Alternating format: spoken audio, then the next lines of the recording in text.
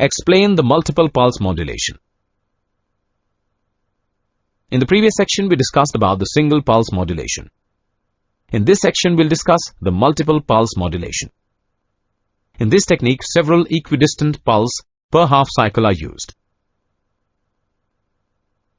In this, the pulse width is taken as d, which is half of the pulse width in single pulse modulation, but the amplitudes are same.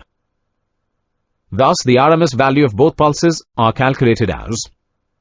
Multiple pulse modulation is one of the techniques of PWM in which width of pulse is modulated to obtain inverter output voltage control and to reduce its harmonic content. Now let's discuss the block diagram for multiple pulse modulation. It consists mainly of two elements, comparator and trigger pulse generator. Comparator is used to compare the square voltage wave VR and triangular carrier wave VC. The output of comparator is fed to the trigger pulse generator. Trigger pulse generator generates the trigger pulse or symmetrical modulated wave. Now let's discuss the output voltage waveform with multiple pulse modulation. There are only 2 pulses per half cycle, but in this, there are 4 pulses per half cycle.